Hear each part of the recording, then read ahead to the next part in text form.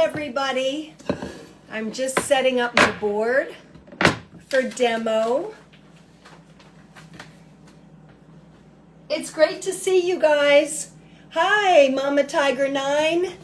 I have such a good show for today. I'm so excited. All right. We'll get started right at 12 o'clock sharp. I just need to stabilize my board here so it doesn't slide around. Awesome. All right. So let me check. Yes, you can see everything. Lights look good. Awesome. Okay, everyone, it is 12 noon Pacific, and we are going to start this show.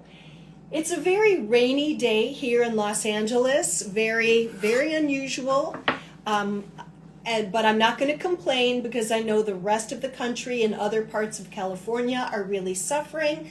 So I'm just going to say, hey, everything is fine, and I'm so happy to be here with you guys, and so happy that you're here with me. All right, so for today's show, I've got a bunch of really great questions.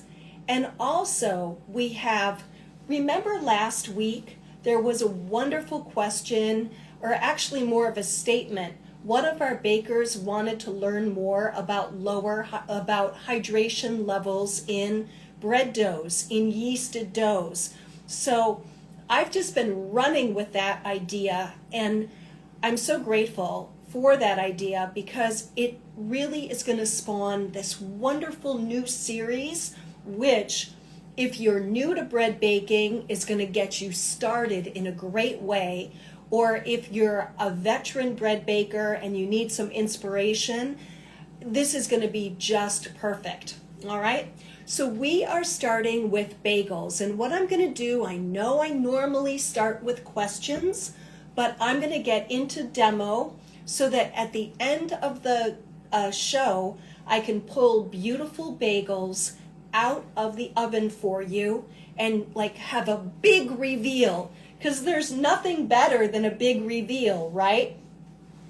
And of course, with the nature of being live, I'm going to work a little bit in flashback, and the recipe and the tutorials will go live on my website, bakingwithcolette.com, first thing Monday morning. And there's always an Instagram post to let you know that the recipe is live on the website. So what's going to happen is I'm going to start with bagels that are already shaped. And bakers, there's nothing more accessible in the world of breads than bagels. And I honestly feel quality of our baking life and the good things to put in our bodies and enjoy, nothing trumps, nothing beats a handmade, homemade DIY bagel, unless you live in New York and Montreal. Those are cities with great bagels. If you don't, make your own. And avoid all that fluffy, gross bagel stuff in the supermarket. All right. So I will explain it all. But these and I will show you how to shape, but these bagels have been sitting in the refrigerator for 2 hours. Because when we boil our bagels are always boiled. That's what gives them that really beautiful shiny crust and tight texture on top. They're always boiled, and they are cold when they go in the boiling liquid. And that's behind me. And the boiling liquid is water, honey or brown sugar, and then baking soda. A little baking soda really, really makes a world of difference. So, Mama Tiger, I see it. Yes, I will review the sourdough starter.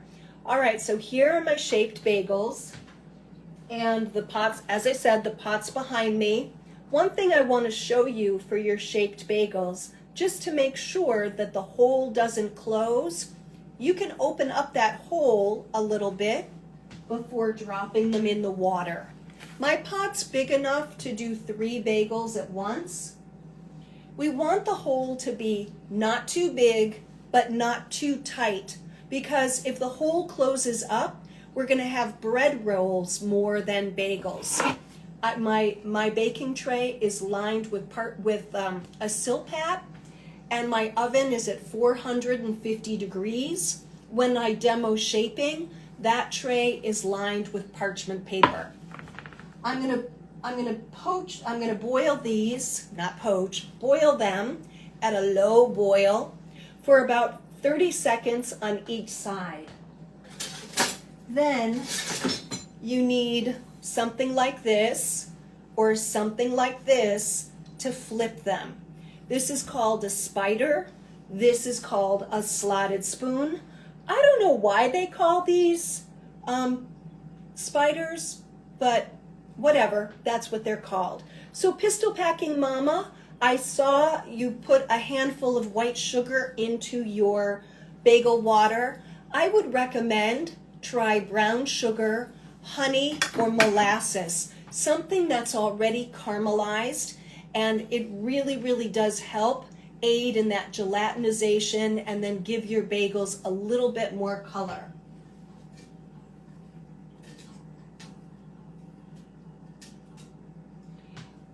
In the industry, in the baking industry, a lot of times bagel shops will use malt syrup.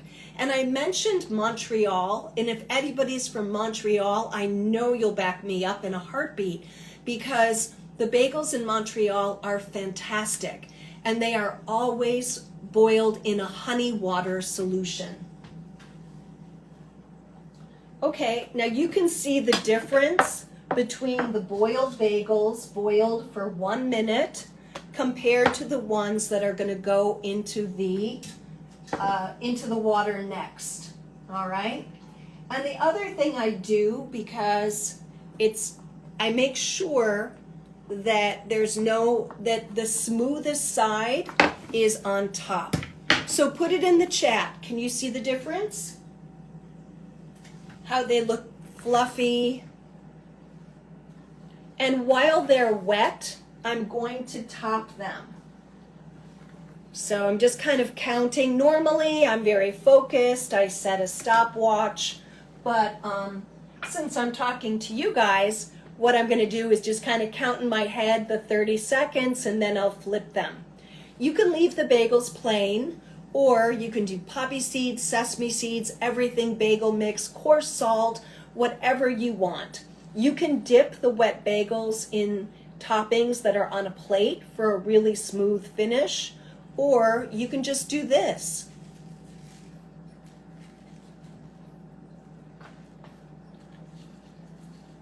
I gotta flip those bagels. I know. Okay?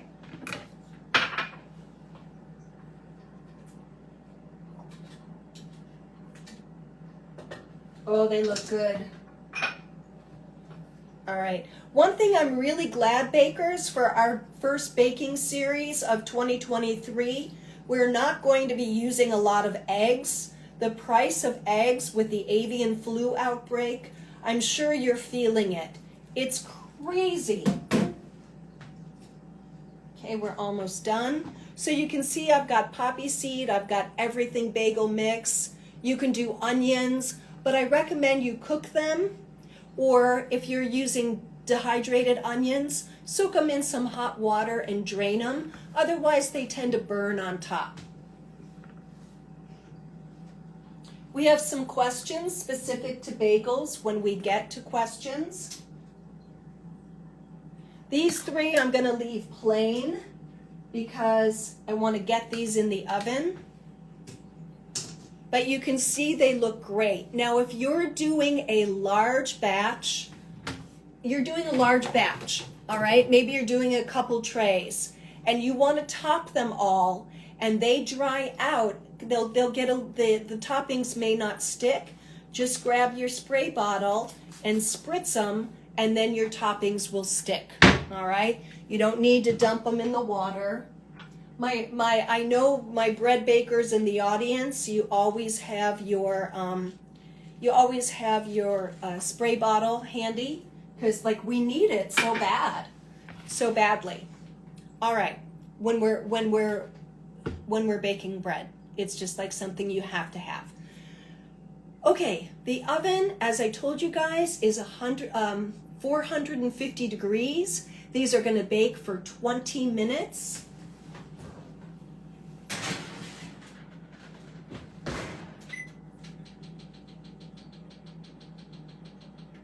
The timer is set. We're not going to guess on that. And so again, in flashback, and the recipe is very specific. I'm not going to demo mixing the dough because it comes together beautifully. I did 4 tests on it. The yield, it will give you 6 bagels. I wanted this to be manageable for you. Just 1 tray to start with. You can always scale the recipe up, okay? So just to review, you saw me boil them for 30 seconds on each side in a 2 quarts of water, 50 grams of honey. You can use brown sugar, malt syrup, or molasses, and 16 grams of baking soda. That is, of course, in the recipe, which is going to go live on Monday on the website, bakingwithcolette.com. So now, before we get into questions, this is a dough that was mixed an hour and 15 minutes ago, and I'm going to scale it and pre-shape it in front of you guys, okay? I do have poppy seeds all over, so I'm just going to wipe down my station. I have a new table, a whole new setup, so that hopefully everything is easier to see. I thought long and hard over the break about how to make the show better. So I hope this is working for you guys. So the dough, like I said, it's been an hour, maybe an hour and 15, and all we wanted to do is just kind of double in volume. Now, bagel dough is really tight. It's the lowest hydrated dough, and I'm going to talk about how you find out how to calculate the hydration percentage when you look at a recipe, okay? But let's just shape this quick because we're going to have like 8 minutes of question time while this, we're gonna pre-shape, then this is going to bench rest. It's going to relax a little bit, and then we're going to go ahead and shape our bagels. I'm going to show you 2 ways to shape bagels, all right? The weight is going to be the same, 113 grams. I covered up my scale. All right, and here's a really cool trick when you're scaling dough, especially like for rolls or something like this. And I showed you guys this last fall when we did our soft rolls for Thanksgiving, but here's a review. Just you've got your round of dough, cut through the center, almost through to the other side, and you have it's like a snake. You've got a strand of dough. And then it really helps you get close. So what did I say? 113, right?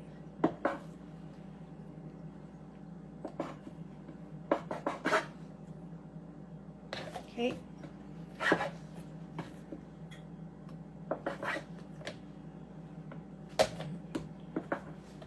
You can be a couple grams off, but bakers, try to stay as close to your measurements as possible so that everything bakes evenly. That's so important.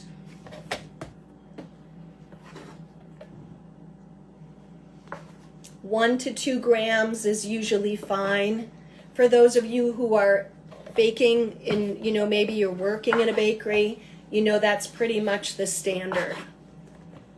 But I think that can be our standards when we're baking. I think when we're baking for ourselves, we can have equally high standards as if we were baking in a 5-star pastry kitchen.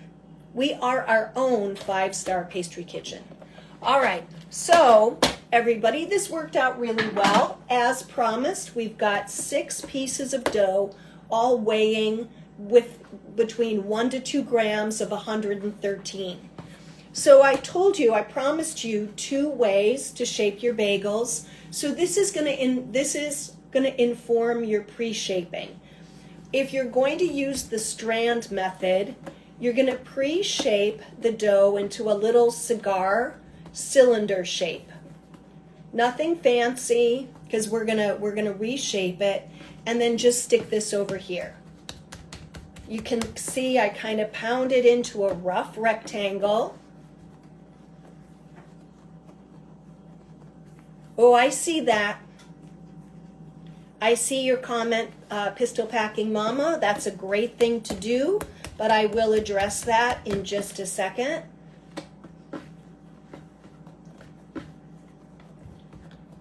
Okay, so we've got 3 strands. You guys can see this right here.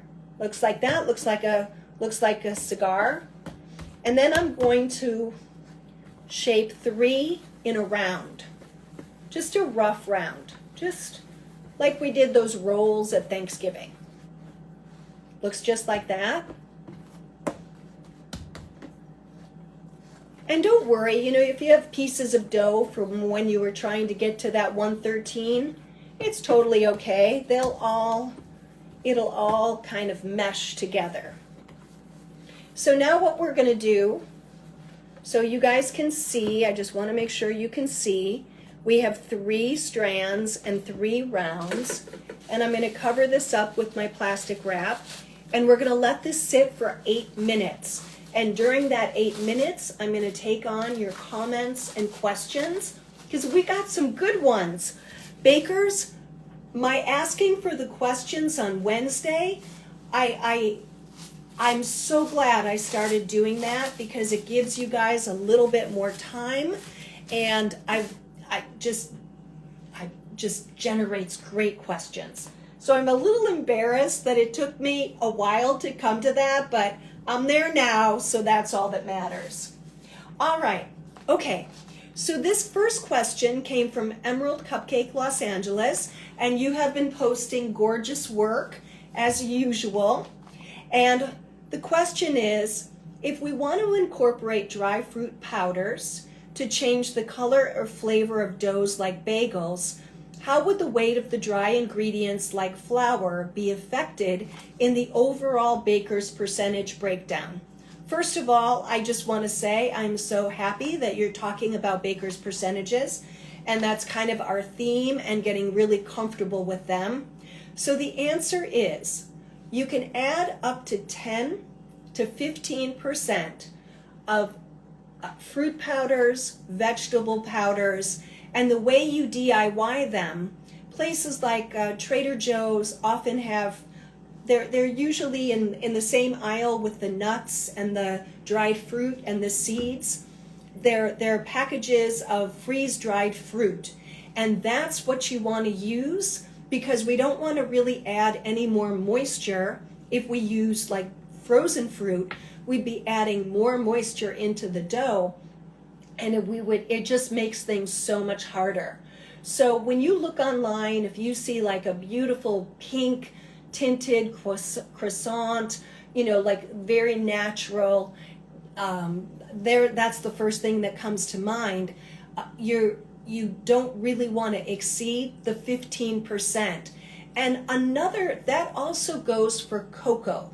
If you have, like, let's say a vanilla cake recipe and you want to convert it to a chocolate, you know, just something simple, you would take out 15% of the flour and then add 15% of dark cocoa powder. Now for these fruit powders, I would not, in a yeasted dough, I would just add them. I would not remove any of the flour. Now I'll tell you, I add them to my macaron shells. And the thing about the dried fruit powders in a yeasted dough, and in many doughs, and especially after the baking process, the flavor is not going to be intense, and the color may not be intense. So what you want to do is add some flavoring. You know, if you want a raspberry bagel, then maybe you've got your 15% of your pulverized, you buy the freeze-dried fruit, you whirl it in a blender or a food processor, turn it into a fine powder, add it to the dough, and then maybe add a little bit of flavoring to it.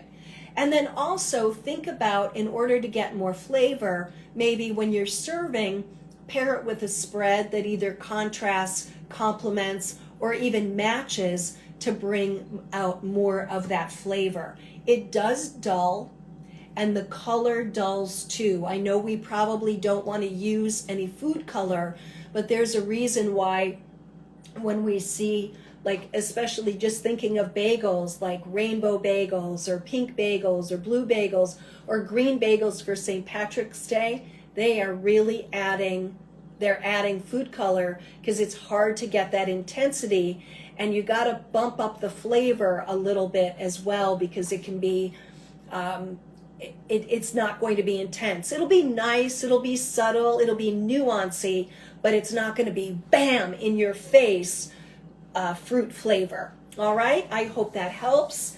And then the next question came from Chef Daniel, and Chef Daniel is asking, can you stop dough from climbing up the dough hook? So what is he talking about? He's talking about this right here. When we're mixing a dough, certain doughs love to grab onto the dough hook, and the bagel is one of them, and they just go around and around and around and around on the hook.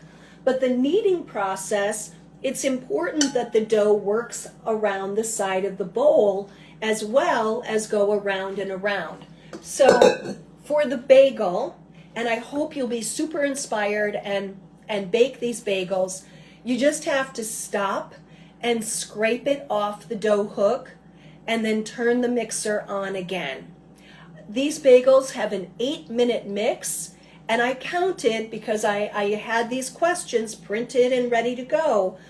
I had to stop and take the dough off the hook 3 times. Now, and I can't take full credit for this idea, this came from the amazing chef Cyril Hitz, who is he's such a wonderful baker from Rhode Island. And in one of his books from way back when, if you're working with a yeasted dough that has butter or oil in it, you can grease the dough hook, and that discourages it from climbing up. It'll tend to just work around the side of the bowl. All right? And one last thing before we leave this question. When you go to make your bagels, you'll find that I start on speed 2 for 4 minutes, and then I go back to speed 1 for the remaining 4 minutes. And that's because with a lower hydrated dough, it's a challenge for the mixer to mix. So that's why we start a little faster so that everything catches and our dough forms, and then we finish our kneading, we finish the mixing of the dough on the lower speed. They can be made by hand. You're going to start with your big bread mixing bowl, water, yeast, oil, honey, flour, salt, and you want to get yourself a good bowl scraper, and you're just going to work it. You want to be aggressive when mixing by hand, because at the lowest speed, the stand mixer is 4 times stronger than we are. All right? Great question. Thank you, Chef Daniel. Now, Andrew, our baker Andrew, wrote us about converting a regular yeasted dough bread that uses commercial yeast into a sourdough recipe, because he would like to convert many of his bread recipes and really get the most out of his sourdough starter. Well, as we know, sourdough is a process, and last week I posted how to start your sourdough starter, and I'm hoping that several of you have already. That would be just great. Then we can open up the sourdough conversation. But Andrew, what you want to know is that your percentage of starter is going to be 20 to 22% of the overall formula.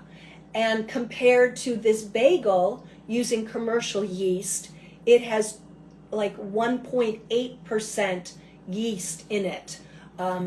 So because commercial yeast is so much stronger, and that's why it works so much more quickly than sourdough culture, which is like a basic, very, delicate, it takes a while. It definitely works, but it takes a while. And then just to piggyback on that 20 to 22%, you still need, I'm reaching around for Sophia, you still need to build a levain, which is like your pre-ferment with your sourdough culture, and approximately a third of the liquid and a third of the flour in the formula, and let that sit. You just mix it.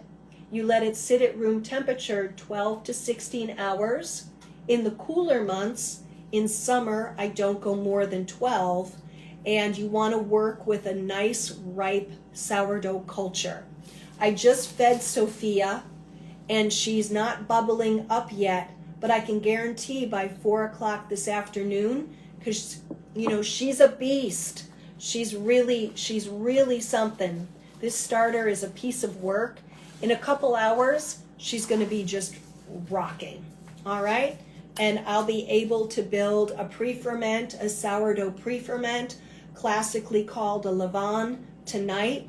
And then by Monday, I'll be able to have sourdough bread. So when we work with commercial yeast, we can have a loaf of bread easily in like 4 hours. But when we're working with our sourdough, we have to think that it's going to take at least 2 days to get a finished loaf of bread. However, I do not want you to be discouraged. Remember, if we have a starter, we can use some of it. It doesn't have to be ripping. It can be just kind of hanging out. We can use up to 50 grams in any bread that we're making, and it works as a natural dough conditioner and always has a positive effect on the crumb structure.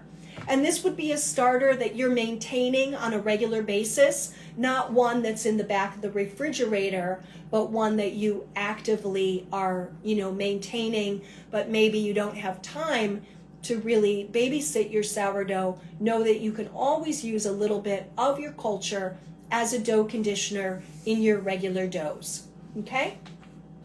All right, and then for our last question, this comes from our baker, Life of Irony. And the question is, she says, probably the wrong week for this. Never, you guys, any questions? And we don't have the questions. They don't need to be all about bread, but we seem to be in a bread head, which is perfect because eggs are so expensive. This is great. So the question is about pizza dough. So her pizza dough is shrinking back. So even with bench rests. All right, pizza dough. Pizza dough, pizza dough, pizza dough.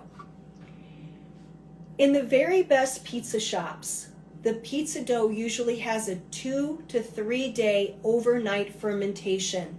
That gluten is so relaxed because it's sat in the refrigerator for 2 or 3 days that it's practically anesthetized. So Life of Irony, it needs to rest longer. Try this. Make a batch of your pizza dough, bulk ferment it 1 hour, 1¼ hours if the kitchen is cool, knock it down, divide it into whatever pieces, 8, 10, 12 ounces, round it, get yourself, I'll show you.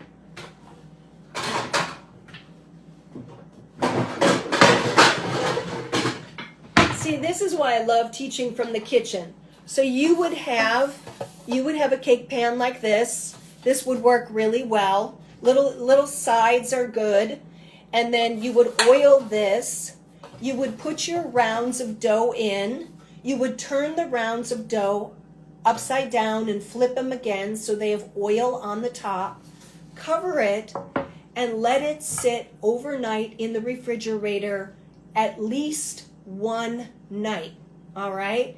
And you're going to notice that it's going to roll out or stretch so beautifully because that gluten needs to relax. It takes longer than we think, okay? So that's my suggestion. Let me know if you need clarification. Message me, and I'll clarify. But again, if our pizza dough can rest at least 24 hours in the refrigerator, it's a game changer. So let's check our bagels. Oh my God, look at how beautiful they are. You know, I could have maybe gone 18 minutes instead of the 20, but I think they are so pretty. Now, so what I'm gonna change the recipe. I'm gonna say between 15 and 20 minutes. But look at these, aren't they? Look at how pretty.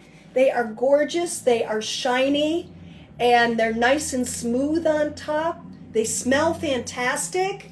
Look, we did that in the show. Oh my God. So, super exciting. So to wrap up, I'm just going to show you now how to shape your bagels. And yeah, that'll be it. And then I'll talk about what we're going to do next week as we move toward higher hydration. But our journey is going to be slow, bakers, because I want you to enjoy it. All right? So super cool. All right. Now, we're going to start with the strands. And you can all see this, right? Now remember, anything that you're not working with, you want to keep under the plastic wrap. And that I probably went longer than 8 minutes because it was like blah, blah, blah, blah, blah, like I always do. But what you're going to do with the strands is you're going to push down again, and then you're going to fold over, tuck and roll, and you're going to tighten this up, and your seam looks like this, okay? You can pinch it if it makes you feel better. And then we're going to roll this out to about 10 inches. Okay, no fuss, no muss, just keep even pressure on it, okay? And then what you're going to do is you're going to take your ends and you're going to twist them, okay? And you're going to see this here? You're going to pinch. You're going to pinch those edges, and then we're going to work, see that little ropey twisty? We're going to work that on the counter, on your work surface, okay? And you're going to look at it, and I want you, because I want you to look at it, and if you can see the seam from where you formed your strand, if that should go on the bottom. I want to show you, because not everybody has a Silpat. This is a piece of parchment paper. I will learn to talk. This pan is lined with parchment paper. You can spray it with pan spray, though not my favorite, or you can use a little vegetable oil. And then you want to take a paper towel and wipe away the excess. The paper has to be oiled, or else the bagels are going to stick. And life is just awful when those bagels stick. So, so they're going to go on the tray, seam side down. I'm going to do 2 more really quickly. Again, tuck and roll. This is the way they shape them in Montreal. If you've been to Montreal, put it in the comments.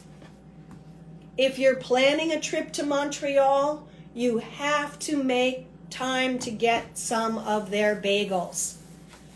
If anybody's from New York, I'm sorry if I'm offending you. You have great bagels too. But I went to Montreal specifically to study their bagels. And if that makes me a baking nutcase, well, you already know that I'm a baking nutcase. Okay? So that's it. Once I get these shaped, they're going to sit at room temperature for a timed 15 minutes. Set your timers. We don't see the nice thing about bagels, the proof is easy. I want to work us into, I want us to ease into this series because I want you to build your confidence. All right? So that's the strand method. And okay, so see this right here? This section's kind of fat. It's not as, it's kind of like bulbous. So even though it's not the join, I can work it on the work surface and even it out so this bagel is nice and even. Okay? Now, here's the great thing. No matter how they look, they're gonna be delicious. They're gonna be better than anything you could buy in the supermarket. Trust me. Now for the round ones, this is so simple. You're just gonna take your finger, poke it in the center, and then you're gonna open it up like this. Let's do that again. Dead center, open it up, and then stretch it. Not as authentic. Some classic people think that this is not the way to go, but kids love this. And it's really, the bagel police will not come to your door and say anything. And these are speaking of kids, the bagels are a great project to do with your kids. All right, I'm making sure that I'm seam side down. I'm going to cover. I'm going to set the timer. And then after the 15 minutes, they're going to go in the refrigerator for a minimum of 1 hour. 2 hours is better. No longer than 8. After 8 hours, the yeast begins to die off. All right, bakers, let's take another look here at our gorgeous bagels. Actually, they're fine. The kitchen's kind of dark with the weather, but that's all right. So you will have on Monday morning the recipe and tutorial. Well, you've seen me, but I will make sure that everything is well detailed to make these beautiful bagels at home. Your family and friends will lose their minds, and if you take these to work, you'll have a standing order. All right, everyone. Thank you so much for joining me in the kitchen. This was so much fun. Next week, we are going to make breadsticks. Yummy, yummy, fabulous breadsticks. Back in the day, we called them black pepper and Asiago. I'll probably use Parmesan, but these are a keeper. Another low hydrated dough. We're moving up a few percentage points, but another dough that will be easy for you guys to work with as we move into higher hydrations. Oh, by the way, one last thing. If you want to figure out the hydration level of a yeasted dough recipe, you divide oh my God, my brain just seized up. The liquid into the flour. All right? All right, you guys. Thank you so much. Oh, yes, Mama Tiger 9. Thank you, Emerald Cupcakes. Mama Tiger 9. You freeze the bagels after they're baked, and they will keep well wrapped for up to 1 month. Then you just thaw them, toast them, and they're yummy, yummy, yummy. All right, everyone. Thank you. Have a wonderful day. Happy baking.